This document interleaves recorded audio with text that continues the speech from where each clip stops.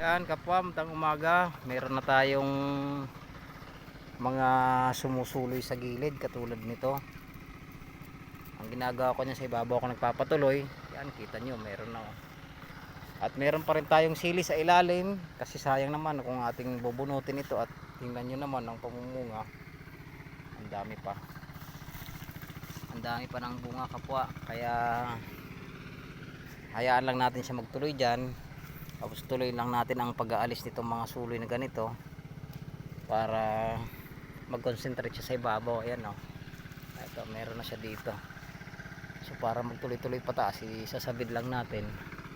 Tapos yan o, kapal na. Talagang malapit na itong bumunga kapwa. Kasi ayan o, meron na siyang ganyan. Yan. Kapal na siya. Talagang malapit ito sa ibabaw.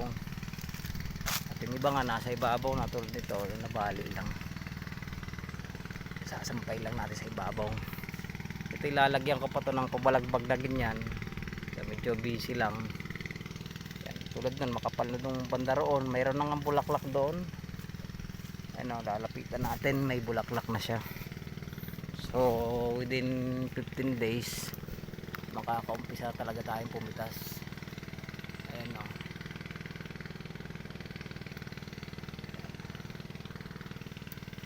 Lapit na tayong pumitas dito. Yan yung pinakauna. Ito may sinyalis na rin ng ayan, pagbubulaklakan. Bulaklak na nga ito. Susunod-sunod na yan. Ito kanina yung maliit pa. Ito ngayon malaki na. Ayan, may mga bulaklak na dito, yung mga nauna. Ito. Tuloy-tuloy lang natin to. Hindi naman natin ito mapipigilan, talagang susuloy ito miski tayo matulog.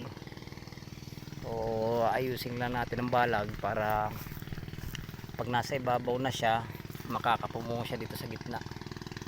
Ang ganyan lang ginagawa ko pa. Ayan, may ma-harvest pa tayo sa baba. Tapos meron na ulit tayong pinabubunga sa taas. Yan, ito yung bagin ng sitaw na tumagal din na matagal. Yan, namatay na nga siya gawa ng sobrang init na at hindi na masyadong malagaan. Hindi nakain ng padilig-dilig lang na mano-mano. Ayan. Yan. Ang kasa natin ito ay pang 2 taon to. Ito ay nakalampas na ng bagyuhan. Ang kasa natin to nakarong taon. So makakalampas pa ulit itong yung ano, bagyuhang ito.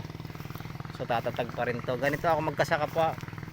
Kailangan siya tumatagal ng 2 taon para sulit ang ating trabaho, sulit ang ating pagkakasa. Wala tayong doble-dobleng pagod, dobleng gastos. Yan, habang tayo pinipitas sa ibabaw, meron pa rin tayo pinipitas sa baba. Yan o, kapwa. Hindi nga lang tayo makapagpalakay nito masyado ng malaki, gawa ng dami tayong order. So naagad siya. Ito ngayon, pwede na to. So mapipitasan natin yan. Makikita nyo maganda na talaga. Pansin na talaga ang ating patola. So pagka tumagal ito, sarado to.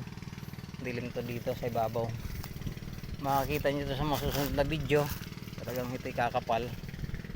At habang yan ay kumakapal, mayroon din tayong pinipitas ang mga